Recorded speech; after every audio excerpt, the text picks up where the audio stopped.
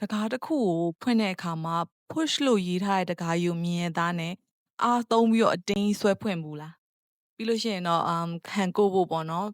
မတိကြအောင်ဆောင်ပြီးတော့ပြန်ပြီးတွန်းပြီးဝင်သွားတာပေါ့ဒါကျမလည်းဖြစ်ဖူးပါတယ်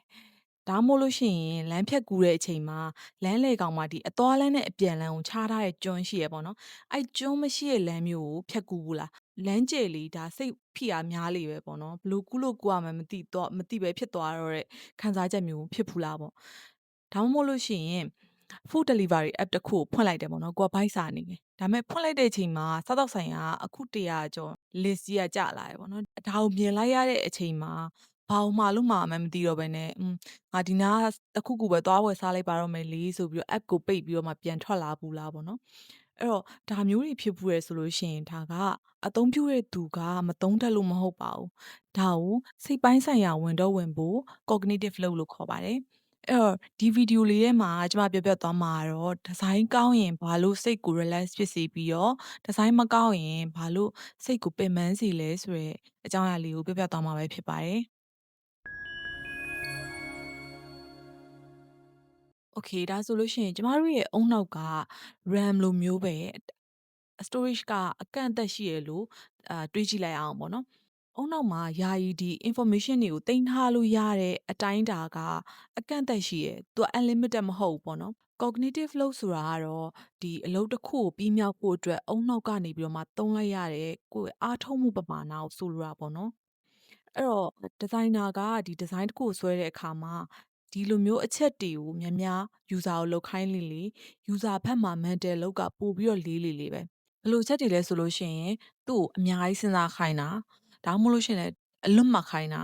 ပြီးလို့ရှိရင်နှိုင်းချင်ခိုင်းတာတွက်ချက်ခိုင်းတာဘာသာပြန်ခိုင်းတာပေါ့နော်ဒါမျိုးတွေကိုများများလုပ်ခိုင်းလေလူက cognitive load တွေ mental load တွေကတက်လာလေလူရဲ့ဒီဖုန်းတွေကွန်ပျူတာတွေ device တွေလိုပဲပေါ့နော်လူရဲ့အုံနောက်က load များလာလေပို့ပြီးတော့လေးလာတယ်ဒီလိုမျိုးလုတ်တင်များလာလေအသုံးပြုတဲ့လူတွေကအမှားတွေလုံးမိမယ်မှားတွေပိုပြီးလုံးမိမယ်ပြီးလို့ရှိရင်စိတ်တွေတိုးလာမယ်ပေါ့နော်စိတ်မရှိတော့နောက်ဆုံးကြတော့ဒီဟာကိုဆက်ကိုမလုပ်တော့ဘဲနဲ့လက်လျှော့ပြီးတော့ထွက်သွားလိုက်တယ်အဲ့တော့ဒီနေရာမှာသတိထားမှာ user တွေဒီဒါကိုမလုပ်တတ်လို့သူကဆက်မလုပ်တော့တာမဟုတ်ဘူးပင်ပန်းလာလို့လက်လျှော့ပြီးတော့မလုပ်တော့တာပေါ့နော်ဒါဆိုရင်လက်တွေ့ဘဝအထင်ရှားဆုံးဥပမာတစ်ခုကြောင်ပြောရအောင်ပထမဆုံးကတော့တွန်းရမလားဆွဲရမလားမသိတဲ့တကားတွေအကြောင်းပေါ့နော်ဒါဆိုရင်ကျမတို့ဒီတကားတွေကိုတွေ့တိုင်းဘာလို့အမြဲတမ်းမှားနေကြရလဲဘာလို့လဲဆိုလို့ရှိရင်အဲ့ဒီဇိုင်းကကျမတို့ရဲ့ဒီသဘာဝ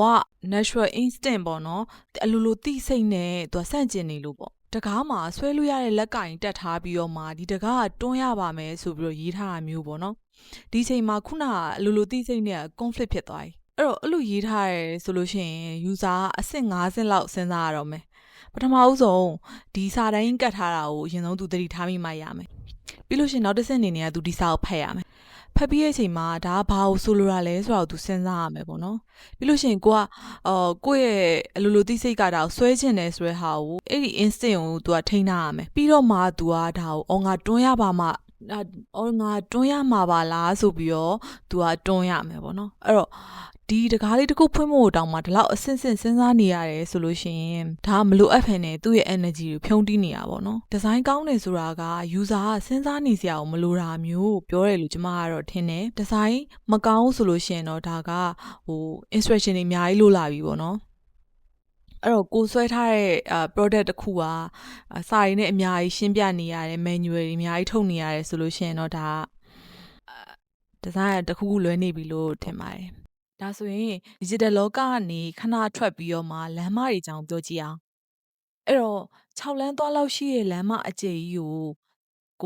လမ်းဖြတ်ကူးရမယ်အဲ့ချိန်မှာအဲ့လမ်းကအလဲခေါင်မှာဒီ divider ကျွန်းလေးမရှိဘူးလို့စိတ်ကူးကြည့်လိုက်ပေါ့နော်အဲ့တော့ဒီလမ်းယူဖြတ်ကူးရတော့မယ်ဆိုရင်ဘာတွေလုပ်ရမလဲပညာပေးဗီဒီယိုအတိုလေးတွေကလို့ဘယ်ကြီးညာကြီးဘယ်ပြန်ကြီးညာပြန်ကြီးဒါမျိုးတွေလုပ်ရမယ်ပေါ့နော်အရင်ဆုံးပြီးလို့ရှိရင်တော့လာနေတဲ့ကားတွေဟိုဘက်လမ်းဒီဘက်လမ်းလာနေတဲ့ကားတွေရဲ့အရှိန်တွေကိုကကြည့်ရမယ်ပြီးလို့ရှိရင်အဲ့ကားတွေရဲ့အရှိန်နဲ့ဆိုလို့ရှိရင်ကို့နာကိုဘယ်ချိန်ရောက်လာနိုင်လဲဆိုတာကိုခန့်မှန်းရမယ်ပြီးလို့ရှိရင်တော့ကိုကဒီလမ်းကိုဘယ်ချိန်ပြေးပြီးဖြတ်ကူးရမလဲဆိုတာကိုလည်းကိုကတွက်ရမယ်ပေါ့နော် ဒါတွေအားလုံးကိုလူကလမ်းကူးခါနီးမှာတပြိုင်တည်းလုပ်နေရတာဒီလိုအခြေအနေကအန်ဒီလည်းများပြီးတော့ stress လည်းများတယ် cognitive load လည်းအရင်မြင့်တဲ့အခြေအနေပေါ့နော်အဲ့ဒီလမ်းမှာပဲလမ်းလေကောင်မှာဒီ divider ကျွန်းလေးရှိရလို့တွေးကြည့်လိုက်ပေါ့နော်အဲ့လိုမျိုးရှိပြီဆိုတာနဲ့လူကလမ်းတစ်ဖက်ထဲကိုပဲအာရုံစိုက်လို့ရသွားပြီပြီးရင်လမ်းတစ်ဝက်မှာနားမယ်ပြီးမှနောက်တစ်ဖက်ကိုသူဆက်ပြီးတော့ကြည့်မယ်ပေါ့နော်အဲ့တော့ဒါကဘာဖြစ်သွားလဲဆိုရင်အလုပ်တစ်ခုကိုအပိုင်းလေးတွေခွဲလိုက်တဲ့သဘောမျိုးဖြစ်သွားတာပေါ့နော်ချက်ချင်းပဲခတ်တဲ့အလုပ်ကြီးကနေပြီးတော့မှလုံနိုင်တဲ့လုံလို့ရနိုင်တဲ့အလုပ်သေးသေးလေးတွေဖြစ်သွားတယ်လမ်းကြီးကတော့အတူတူပဲဒါပေမဲ့စိတ်ဖိအားနဲ့ဒီ mental load ကတော့အများကြီးရောကြသွားတယ်ခုနကပြောတဲ့ဒီလမ်းလေကောင်က divider ဒီအလဲကကျွန်းလေးတွေကလမ်းဖြတ်ကူးတဲ့လူတွေအတွက်ကတော့ဒါ user experience ပဲပေါ့နော်သူကဆုံးဖြတ်ချက်တွေအများကြီးကိုတပြိုင်နက်တည်းချစရာမလိုအောင်ဒီ user တွေကိုကူညီပေးတယ် product design မှာကြတော့ဒါမျိုးကိုtest segmentation လို့ခေါ်တယ်ပေါ့နော်ခက်ခဲတဲ့အလုပ်တစ်ခုကိုတေးပြီးတော့မှဒါလောက်ရလွယ်တဲ့အလုပ်သေးသေးလေးတွေအဖြစ်ကို test သေးသေးလေးတွေအဖြစ်ကိုခွဲပေးလိုက်တဲ့သဘောပေါ့နော်ဒါဆိုရင်ဒီလုံနေရတဲ့လူကလည်းstress မဖြစ်တော့ဘူးပို့ပြီးတော့မှလွယ်ကူရိုးရှင်းသွားမယ်ဒီနေရာမှာနာမည်ကြီးတဲ့ Higgs law အကြောင်းရောက်လာပြီပေါ့နော် Higgs law ကဘာကိုပြောလဲဆိုလို့ရှိရင်လူတစ်ယောက်ကိုရွေးချယ်စရာတွေအများကြီးပေးလိုက်တာနဲ့အမျှသူ့ရဲ့ဆုံးဖြတ်ချက်ချမဲ့အချိန်ကလည်းတက်လာတယ်ဆုံးဖြတ်ချဖို့ကြာချိန်ကလည်းတက်လာတယ်ပေါ့နော်ရွေးချယ်စရာများရင်နှိုင်းရှင်ရတာများတယ်နှိုင်းရှင်ရတာများရင်စိတ်ပင်ပန်းမှုများမယ်စိတ်ပင်ပန်းမှုများရင် cognitive load တက်လာမယ်အဲ့ဒါကြောင့်ဒီဈေးနှုန်း plan 3ခုရှိတာကိုရွေးရတာလွယ်ပေမဲ့ဈေးနှုန်း plan 6ခုဆိုလို့ရှိရင်စိတ်ညစ်ဖို့ကောင်းလာတယ်အဲ့ဒါကြောင့် Netflix တို့ဘာလို့ကြည့်ရတာတခါလေကြာရင်လူစိတ်ပင်ပန်းတာပေါ့နော်အခုနောက်ပိုင်းဆိုရင်ဒါ free ရနေ free channel တွေရှိတယ် Telegram ဆိုလဲအဲ့လိုပဲပေါ့နော်ရွေးချယ်စရာအရင်များလို့စိတ်ညစ်တယ်အရင်တော့ဆိုရင်ဒီ TV channel တွေကလာတဲ့ MRTV4 တို့ဘာလို့အဲ့လိုမျိုး channel တွေကလာတဲ့ကားတွေမှာမှကို2ကား3ကား4ကားအဲ့ကားမှာကိုကြိုက်တဲ့ကားကိုရွေးပြီးတော့လာတဲ့အချိန်ကိုကြည့်လိုက်အောင်ပဲပေါ့နော်အခုကကြတော့မဟုတ်ရွေးချယ်စရာတွေလည်းအရင်များတယ်ကိုဘာကြည့်ချင်လဲအကုန်ရှိနေတဲ့အချိန်မှာ choice တွေအရင်များလုံးတဲ့အချိန်မှာဆုံးဖြတ်ချရတဲ့စိတ်ပင်ပန်းမှုဆိုတာရှိတယ်အဲ့ဟာဖြစ်လာတာပေါ့နော်ဒါကပုံစံပြောင်းထားတဲ့ cognitive load ပါပဲ cognitive load မှာ3မျိုးရှိရဆိုပေမဲ့ကျမတို့ရိုးရှင်းဆုံးလေးပဲရှင်းပြလိုက်မယ်ပေါ့နော်တချို့တော့အဲ့ complex ဖြစ်နေတဲ့အရာတွေကတော့ရှိနေမှာပဲဆက်ရှိနေမှာပဲဒါတော့လုံးဝကြီးသွားပြီးတော့မှဖျောက်ပလိုက်လို့မရဘူးပေါ့နော်ရှိကိုရှိရမယ့်ဟာတွေကတော့မတက်နိုင်ဘူးဒါပေမဲ့ design ဘက်ကအားနေသွားလို့မလို့ဖြစ်လာရတဲ့အဲ့ complexity ကတော့မဖြစ်သင့်ဘူးပေါ့နော်ဒါတွေကတော့မလိုအပ်တဲ့အနှောက်အယှက်တွေလို့တော့မြင်နေပေါ့အဲ့တော့ designer တယောက်အနေနဲ့ကျမတို့ရဲ့အလုပ်ကဘာလဲဆိုလို့ရှိရင်မလိုအပ်တဲ့အစိတ်အပိုင်းတွေကိုရှော့ချပေးဖို့ပဲဖြစ်ပါတယ်ကျမတို့ကဒီမီတာဘေးတွေရေခွန်နေမီခွန်နေဆောင်ရတာကိုတော့ပျော်ဖို့ကောင်းလာအောင်တော့လုပ်ပေးလို့မရဘူးပေါ့နော်ဒါပေမဲ့လည်းဒါတွေကိုအခွန်ဆောင်ရတဲ့အချိန်မှာဒီ mobile banking တွေပါတယ်သုံးပြီးတော့မှလုပ်တဲ့အချိန်မှာသူတို့အတွက်အရိုးရှင်းဆုံးအလွယ်ကူဆုံးစိတ်မပင်ပန်းရဆုံးဖြစ်အောင်ပေါ့နော် user interface တွေကိုလုပ်ပေးလို့ရတယ်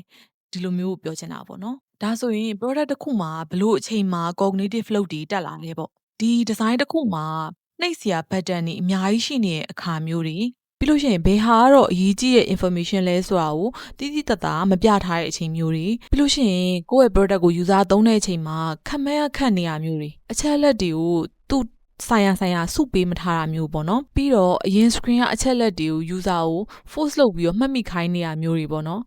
အမယ်ဆိုလို့ရှိရင်သုံးတဲ့ user ကိုမလိုအပ်ဖဲနဲ့အများကြီးတွေစဉ်းစားခိုင်းနေတဲ့အချိန်မျိုးတွေမှာ cognitive load ကတက်လာပါတယ်ဒါဆိုရင်ဒီလိုမျိုး cognitive load တွေကိုဘယ်လိုလျှော့ချကြမလဲပေါ့နော်ပထမဆုံးချက်ကတော့ hierarchy ကိုရှင်းရှင်းလင်းလင်းပြထားပါဒါကအရေးကြီးတဲ့ information တွေကိုတိတာထင်ရှားစွာပြထားပေးဖို့ပေါ့နော် hierarchy ကောင်းရမယ်ပထမဆုံးချက်ကနောက်တစ်ချက်ကကြတော့ဆက်နေတဲ့ information တွေအရာတွေကိုအုပ်စုဖွဲ့ပြီးတော့ပြထားပေးပါသူ့တစစီ user လိုက်ရှာနေစရာမလိုအောင်ပေါ့နော်နောက်တစ်ခုကကြတော့အရာအားလုံးကိုဒီ information တွေအားလုံးပြုံပြီးတော့တပြိုင်နက်တည်းမပြလိုက်နဲ့ပေါ့နော်လိုတဲ့အချိန်မှလိုတဲ့အရာကိုပြပေးပါပြီးတော့သုံးရတဲ့ user ဆုံးဖြတ်ချက်ချရတာနဲတက်နိုင်သမျှနဲအောင် default တွေကိုကိုကပါနက်စွာဒီချထားပေးရမယ်ပေါ့နော်ဥပမာအနေနဲ့ပြောရမယ်ဆိုရင်ကိုယ့်ရဲ့သုံးတဲ့ product ကမြန်မာနိုင်ငံက product မြန်မာနိုင်ငံက user တွေကိုအဓိကtarget ထားတယ်ပဲထားပါတော့เนาะမြန်မာနိုင်ငံသားတွေကို target ထားရဲဆိုလို့ရှိရင်တကယ်လို့များကိုယ့်ရဲ့ app ထဲမှာ NRC တောင်းရတာမျိုးပါလာတဲ့အခါမှာနိုင်ငံသားဆိုရဲ option လေး n ဆိုတာမျိုးလေးကို default ရွေးထားပေးမယ်ဆိုလို့ရှိရင် user ကဒါကိုတစ်ခုရွေးရတာလျော့သွားမယ်ပေါ့နော်ဒါကဥပမာအနေနဲ့ပြောတာပေါ့နော်ဒါမျိုး default တီကို set up လုပ်ထားပြီးတင်တယ်နောက်တစ်ခုကကြတော့ကိုယ့်ရဲ့ design ကအသစ်မို့လို့ဒါအစမ်းလေးလုပ်မယ်ဆိုပြီးအသစ်ဇန်းနေကြီးပဲဟိုမလုံးနဲ့ပေါ့နော်တခါလေကြာရင် familiar ဖြစ်ပြီးသား user တွေ familiar ဖြစ်ပြီးသား pattern လေးတွေအတိုင်းသွားပေးတာမျိုးอ่ะပို့ပြီးတော့မှသူတို့အတွက်သုံးရလွယ်စေတယ်သူတို့မြင်နေကြအတိုင်းဖြစ်နေရမျိုးอ่ะပို့ပြီးတော့မှသူတို့အတွက်အသစ် land နဲ့လုပ်တဲ့cognitive flow မတက်တော့ဘူးပေါ့နော်ကိုယ့်ရဲ့ product က idea အသစ်တစ်ခါမှမရှိဘူးတဲ့ product ပေါ့နော်အဲ့လိုဆိုလို့ရှိရင်လေတကယ်တမ်းသူတို့ user တွေရဲ့ real life မှာ manual မှာဘယ်လိုပုံစံမျိုးသွားလဲသွားတဲ့ဟာနဲ့တက်နိုင်ဆုံးနီးစပ်အောင်လုပ်ပေးတာမျိုးပေါ့နော်ကျမတို့ရဲ့ goal ကကြတော့ user တွေကိုလုံးဝမစဉ်းစားခိုင်းတော့တာမျိုးမဟုတ်ဘူးအရေးကြီးတဲ့ဟာကိုပဲသူတို့အာရုံစိုက်ပြီးတော့မှစဉ်းစားနိုင်အောင်လုပ်ပေးတဲ့ဟာမျိုးပေါ့အဲ့တော့ design ကောင်းတယ်ဆိုတာကြီးလိုက်တာနဲ့ရှင်းနေရပဲဆိုရယ်ခံစားချက်မျိုးရစီတဲ့ဟာမျိုးလို့တော့ကျမကမြင်တယ်အဲ့လိုရှင်းနေဖို့အတွက်ကလည်း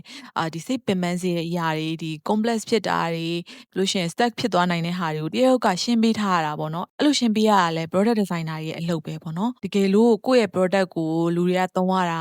အဆင်ပြေနေရယ်စိတ်ချမ်းသာနေရယ်ဆိုလို့ရှိရင်ဒါကန်ကောင်းလိုက်တာဆိုတာမျိုးမဟုတ်ဒါ cognitive flow တွေကိုတရားစီမံထားလို့ပဲဖြစ်မယ်နောက်တစ်ခါကြာလို့ရှိရင်လူတစ်ယောက်ကဒီ push တွန်းပါလို့ရေးထားတဲ့တကားကြီးကိုသွားပြီးတော့မှဆွဲနေရယ်ဆိုလို့ရှိရင်ဒါသူ့ကိုဟာတာလို့မမြင်နဲ့တော့ပေါ့နော်ဒါဒီဇိုင်နာရဲ့အပြစ်လိုပဲမြင်လိုက်ပါအခုနောက်ပိုင်းဆိုလို့ရှိရင်ဒီတွန်းရမယ့်တကားတွေမှာဆိုလို့ရှိရင်ဆွဲလို့ရတဲ့လက်ကင်တွေမပါတော့တဲ့နေရာတွေကျွန်မတွေ့အဲ့တော့ဒါ product designer အနေနဲ့ကျမတို့ရဲ့အလုပ်ကအသုံးပြုသူတွေကိုအများကြီးစိတ်မပင်ပန်းပါစေနဲ့ပေါ့နော်ဒါဆိုရင်တော့ဒီနေ့ရဲ့ဗီဒီယိုလေးကတော့ဒီလောက်ပါပဲဒီလိုမျိုးစိတ်ဝင်စားဖို့ကောင်းတဲ့ UX content လေးတွေကိုဒီ channel မှာဆက်ပြီးတော့မှ sharing လုပ်သွားပေးမှာဖြစ်တဲ့အတွက်ကြောင့်မို့လို့ channel လေးကို like and subscribe လေးလုပ်ထားပေးဖို့ဖိတ်ခေါ်ချင်ပါတယ်ဒီဗီဒီယိုလေးကိုနောက်ဆုံးထိကြည့်ပေးတဲ့အတွက်ကျေးဇူးတင်ပါတယ်နောက်ဗီဒီယိုလေးမှာပြန်တွေ့ပါမယ်